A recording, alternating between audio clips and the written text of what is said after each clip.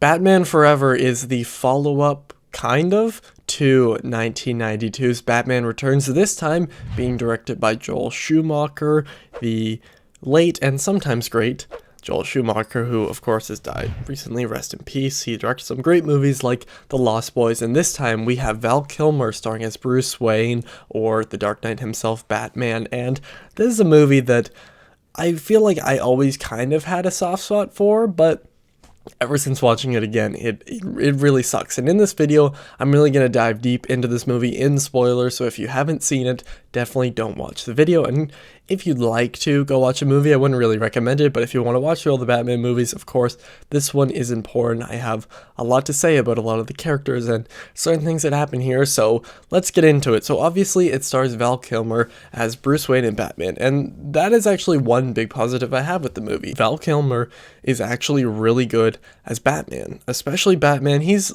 pretty good as Bruce Wayne. He's obviously a great actor. I've seen him in a few things, but I really want to see him in more. He's a very good actor though. So when you have him here, he really looks the part, and with the glasses and stuff, it works as Bruce Wayne, but as Batman, that's when he really shines. Sure, his suit does have bat nipples sometimes, and that sucks, and that goes more into the next movie, but still, his final suit is pretty cool, and all his scenes as Batman from his perspective are pretty cool, besides this really awkward moment, but we seem to get a lot of these in the Batman movies. Some of his writing with Bruce Wayne isn't that interesting, and I actually heard that they cut some of the most interesting parts about his past, because we do get flashes of his past, and I think it can be interesting, but it just, I don't know, it just feels too short, doesn't really work. This movie is also like just over 2 hours, like 2 hours and 1 minute or something, and there are tons of moments where it drags because of just uninteresting characters, just like in Batman Returns. But then his kind of love interest kind of in this movie is Nicole Kidman, who, of course, great actress. I don't really know how many things I've seen her in, but I know she's great, although her character really is not that interesting. She kind of just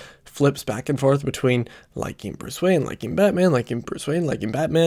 Oh no, she realizes it's the same person after kissing them. Like, you know, their scenes together are fine, but if they weren't there, I wouldn't really be missing anything. And when I'm watching, I'm not like super intrigued in what's happening, but one of the main things that people really remember about this movie are the villains. Now, Jim Carrey is one of my favorite actors of all time. I've said that a lot. He is one of my favorite actors ever, like top 10, maybe even top 5. He's my favorite comedian ever. So him playing the Riddler for this movie is good casting, and for what the direction Jim Carrey was given, what he does with it is very good.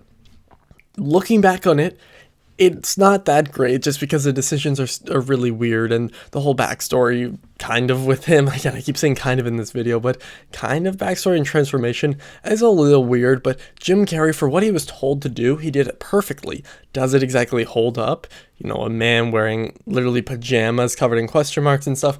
Not exactly, but there are some scenes where I actually genuinely laugh, and that is because I love Jim Carrey. I always have, I always will. He is still my favorite comedian and comedic actor out there, and for what he was told to do, he did it really well. Although, again, his character is he's just weird. He's really weird, and there are some pretty funny lines here, sometimes unintentionally, but Jim Carrey, you know, he really Jim Carreys it up, and you'll either love that or hate that. One thing, though, that I really don't like about this movie is Tommy Lee Jones as Two-Face, or Harvey Dent, whatever. I love Two-Face as a character, Harvey Dent, great. I love Tommy Lee Jones as an actor. He is a fantastic actor. That's the thing, is that this movie is filled with great actors, except the writing is just bad and the direction is probably even worse, and I'll get to that in a little bit. But he basically, I feel like, was just told, hey, play a different version of the Joker, because he literally just feels he's the Joker. He just laughs his way through this movie. There really isn't anything interesting. He's like supposed to be the main villain, but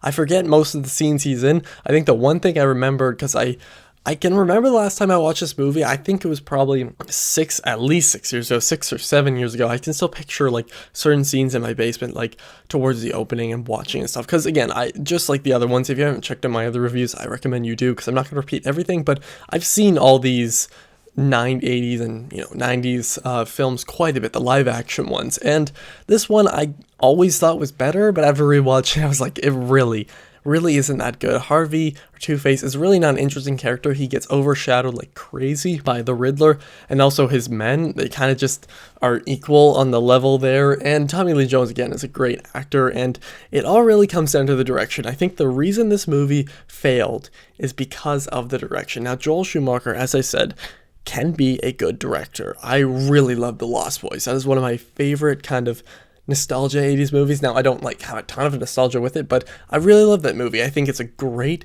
80s movie and probably my favorite vampire movie. So I know he can do well. Just here, I feel like he had no clue what he was doing. And again, no disrespect to him as a person. I bet it was also the studio. And of course, rest in peace. He did make a few good movies. That's for sure. Like, I'm not even going to doubt that. This one, though, is not one of them. I really don't like the direction they take any of the characters here. Now, with Robin, I feel like it's kind of hit or miss for the scenes. I think that it was cool having them finally introduce him, and I think the way they did it was interesting. I like, of course, with the circus and all that, and Robin being the one to throw the bomb out, and then his family dies, and it's sad, and it works. Although, even in that scene, there are some weird things, like when Bruce just stands up, he's like, "Hey, Harvey, I'm Batman," and no one around him hears that. Like, you know, he was yelling loud enough for at least like Nicole Kidman to hear him, and yes, sure, she figures it out later on, but still, it doesn't really make sense. And I like Chris O'Donnell as Robin. He's kind of always been the person I picture as Robin in live action, because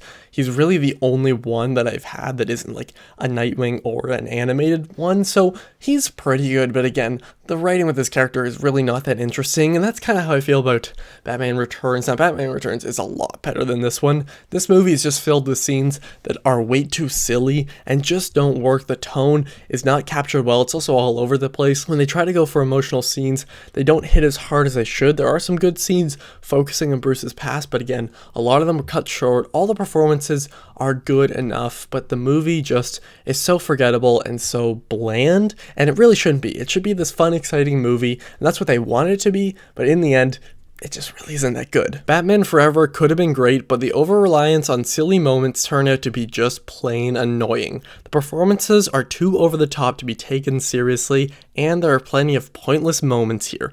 It's watchable, but I don't recommend it. I'm gonna give Batman Forever a 2 out of 5. Again, it could be a lot worse, and this one is much better than the film to follow, Batman and Robin, which I will talk about soon. God, that movie is awful. I forgot how bad it is, but I'll talk about that very soon, and then I'll have a video talking about the Dark Knight trilogy with my girlfriend, and then it's time for the Batman finally. Thank you all for watching. Let me know what you think of this movie down below. Do you think it's a little underrated, or do you think it's actually worse? Do you think I don't give it enough shit? I don't know. Whatever you think, let me know down below, and thank you all for watching. See you guys next time. Over and out.